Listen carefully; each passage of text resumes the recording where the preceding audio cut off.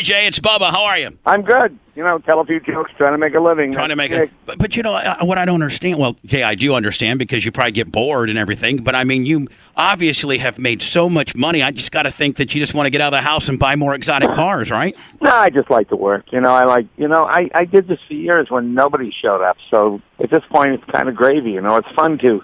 We do the Tonight Show. You work with writers, and because you got to do a show every day. Whereas this way, it's just by myself, and I can write something and then go try it out. And it's great fun. I actually enjoy it. Jay Leno on the phone. Jay's going to be this Friday in Sarasota. He'll be Saturday in Gainesville, and then on the Sunrise Theater. All different parts of our affiliation in Fort Pierce on the 16th of February. So, Jay, when you did the Tonight Show back in the day, obviously Jay on the phone. What would be the daily grind of that? What time did you have to get there? Usually? I usually got to about 7:30 in the morning, maybe 7:45. That early? Yeah. And then you kind of work on, because you got to have, the news changes. I always tried to have half the monologue done before I went to bed. Right. And inevitably, in the middle of the night, there'd be a plane crash or something happened where you had to change it all. So you wanted to have at least half of it done. And then throughout the day, you just keep adding jokes as you find out which guest canceled or, who OD'd on cocaine and won't be in tonight or whatever it might be. Now, how prevalent was that where a guy would... Now, I got to think that an up-and-coming guy, because a lot of people needed the Tonight Show, and then a lot of people didn't need the Tonight Show, and the caliber of people that you get, often don't need it. But would you get a lot of cancellations? No, you don't get cancellations so much. You just get people that you're dealing with show business, so people are high, they forgot. It's glorious. As much as I love him, my favorite was always Snoop Dogg, because he just wouldn't, okay, Snoop, you're on next Thursday. Okay. Then we tape it at the time. We taped it 4 o'clock. Right. All right, see you about 2:30, 3 o'clock. Okay. 3:45, call Snoop. Is today?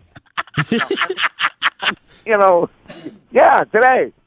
It's Snoop, so you can't get mad, but it would just be funny, We had Snoop on one time, and where's Snoop? Oh, he's out by the gate. And they're like, by the gate. There's 3 cop cars surrounding his car.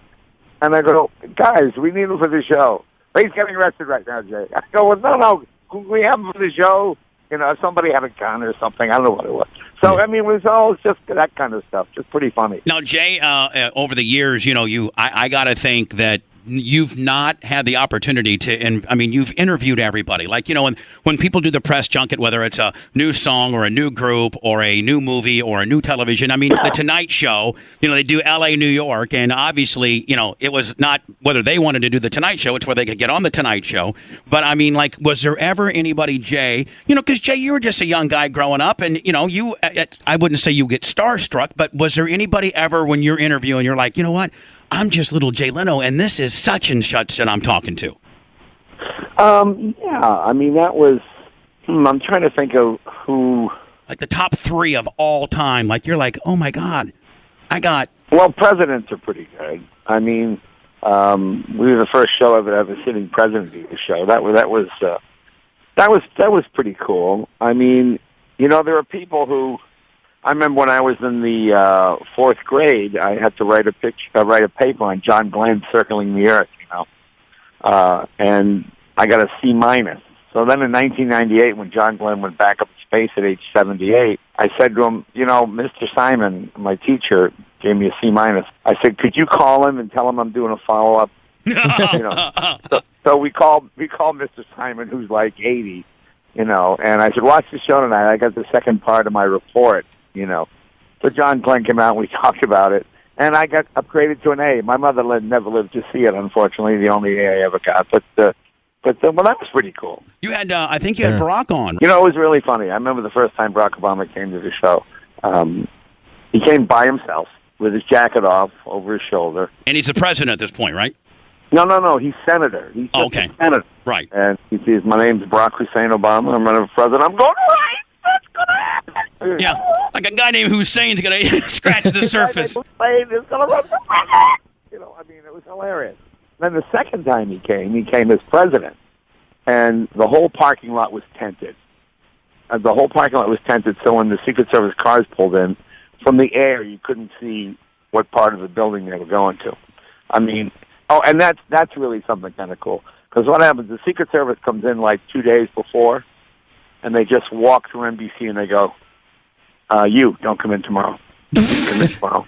Yeah. I mean, if you had a joint in your sock in 1972, don't come in tomorrow. Really? You know, I mean, yeah. I mean, they background checks on everybody. And I think something most people don't. I think one time it was his birthday. I think one time you had him on his birthday, didn't he? I think we did, yeah. I mean, something most people don't know is all cell phones within a 60-mile range of the president are monitored. Really? Yeah. I'm talking. I was at Martha's Vineyard once doing a gig, and Clinton was rumored to be coming to the club. And I'm on my cell phone, and I'm talking to my wife in California. And I go, honey, you know, President Clinton is supposed to be, they say he might come by the club tonight. And the guy comes over and taps me on the shoulder. Goes, excuse me, Mr. Leno, the president will not be coming. I said, oh, okay, thanks.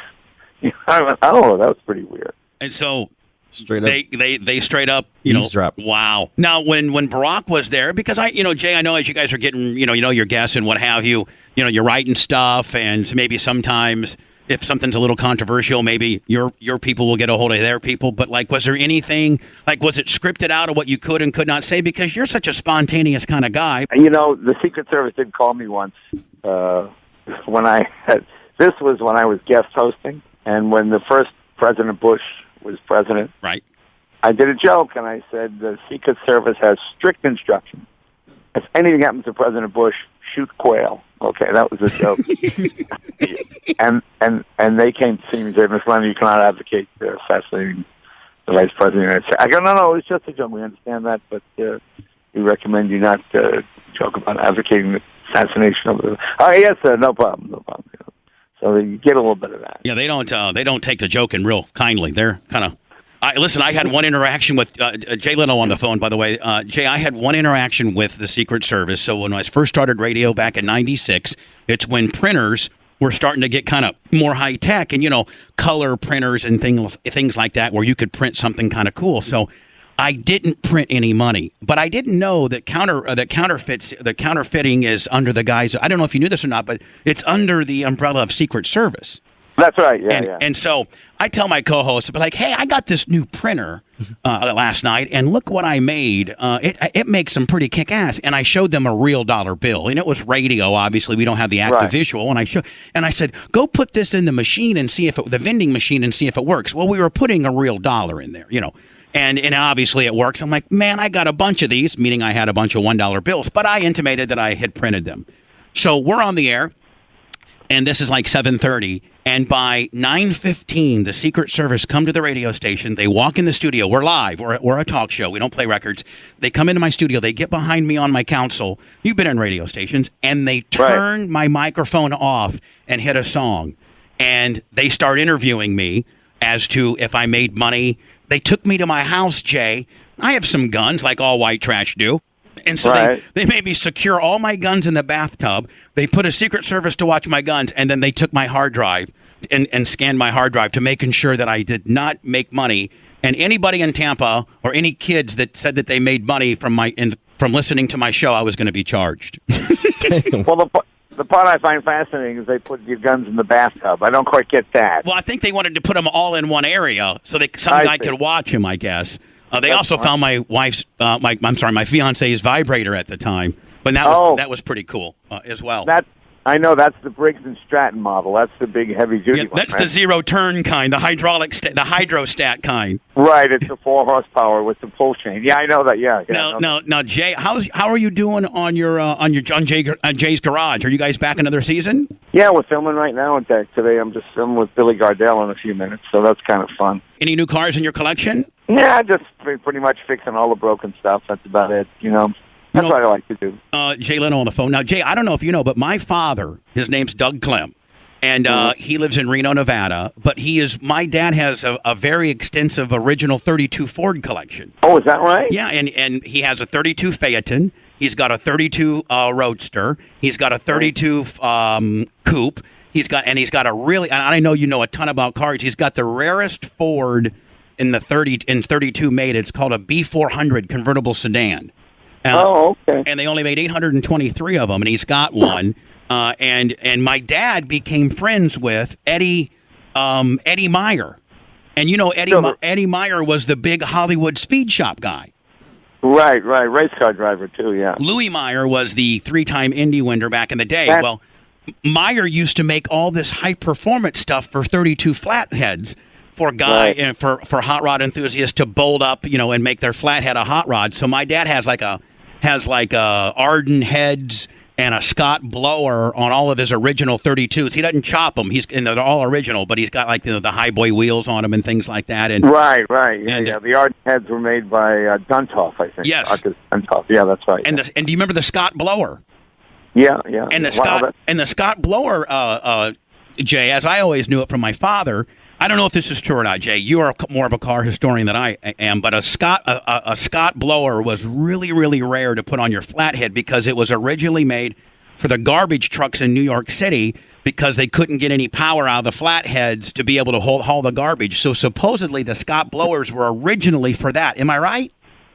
You got me there. I'm not sure. That's a bit of minutia. I don't know that one, but certainly sounds possible. How many shows have you been on before, Jay, where you talked about 32 Fords? Not a whole lot. Actually, on Jay's Garage, I'm driving my 32 Ford today. I got a 32 Ford pickup truck, so tell your dad that. Oh, he would probably have a half erection for that. I think the Woody pickup truck is one of the only things he never got, and we lived in Indiana. And, finding this stuff in the 70s, and the wood was always rotted out. You could never find a good Woody back in the day. Right. Mine is not wood. Mine is just a 32 pickup. Don't they have the Woody version of it as well, though? They do. They call it the Depot Hack.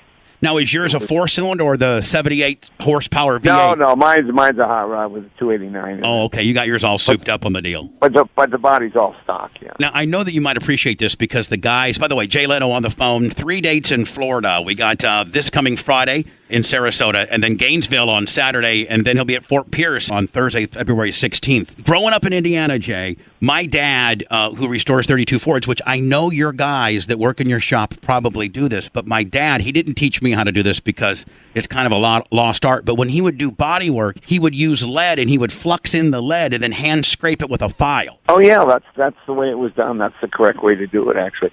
In fact, a lot of the factories did that, too, as well. Packard did that on the Caribbean and the hood. It's the heaviest hood in the industry because it had so much lead in it. How many Packard? Do you have any eyes like Studebakers and Packards, Jay? No Studebakers. Got a bunch of Packards. Got a 1911. Got a 1913. Got a 1947. I got a 1955. Any like 63 split window stock fuel injection? Got a 63 split window fuel injection. There you go. You do not. You do not. Yeah, I do. 63. Wow. My dad had a 63 split window coupe with, I think, the stock air conditioning, and he had to sell it when Mom and Dad got divorced. well, it wouldn't have had fuel injection with air conditioning. No, you're right. I think it was the 427 they had back then? No, 63 was 327, 360 horse. Fuelie was the most powerful one in 63, but he probably had the 327 4-barrel with air conditioning. Right. I don't think you can get air conditioning with the fuel. No, I don't think you can. He also had one time, I think he had a 64, was it a 409 dual quad? Was that the Impala? 409, yeah, dual quad, sure, yeah. Just like the Beach Boys song. She's so fine, my 409, my posi traction, what is it? She's so fine, my 409, my 4-speed dual quad posi traction 409, wasn't it? There you go. Very good. There damn. Anyway, Jay, I've had you a few times. It's the Bubba the Love Sponge show. We love the hell out of you. When you come to any one of our stations or we'd love to have you on the air. I'm huge. I love your Jay's Garage. I love that you're a huge car enthusiast. I love the fact that you're out, circling, canvassing America when you used to make $25 million a year and you're just trying to stay out of the house and stay busy and support your car collection. Well, thank you. Well, I appreciate that. Is it JLeno.com, one-stop shopping for everything? Oh, yeah, I've got that. I've got some car care products out. So, now what kind of car products? What kind of car products are you selling? Polishes and waxes, stuff we developed here at the shop. Some good metal polishes and some other things. A lot of times you do these things and people give you a big chunk of change and you just advertise a major brand. But we wanted to develop our own, which we did. Some guys have been doing my detail stuff here for the last 10 years.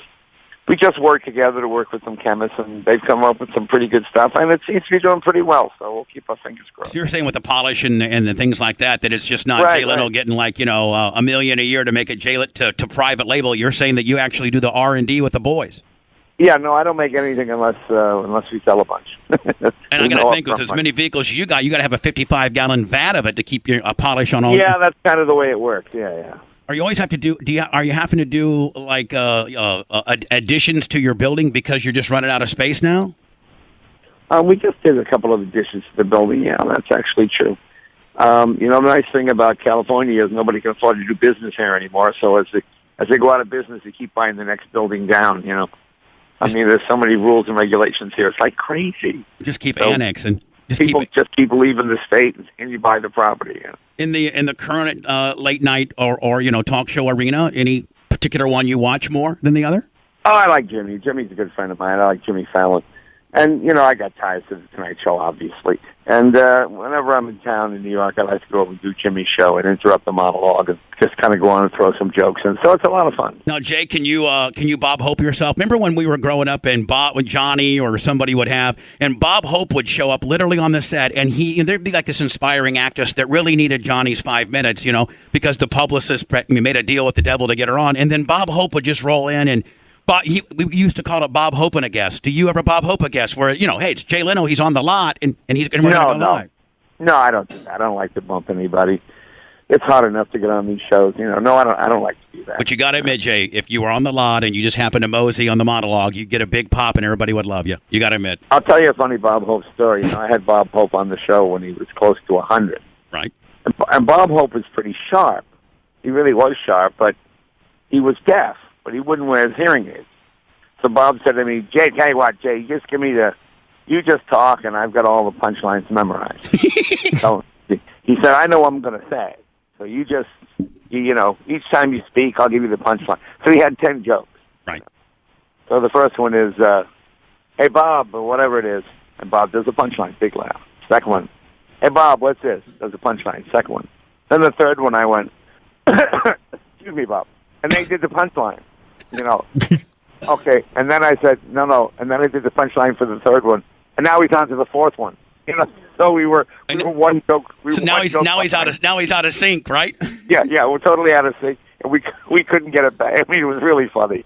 And he said, "That's right, blah, blah, blah," Man. No, Bob. No, wait, no, stop, just stop, Dave. Let's go back. Jay Leno on the phone, and Jay, thank you for the 15 or so minutes today. I really enjoy having you. Thank you. Thanks for taking the time. And we'll continue to promote your 3 gigs. And when you come back or anywhere near, man, love to have you again, buddy. Talk to you soon. Thanks a lot. Say hi to your dad. I will, man. His name's Doug Clem. Give Doug my best. All right, man. Thank you, Jay. Bye-bye. Bye-bye now. Damn, show some love for Doug Clem. Yeah, how about He'll love that, man.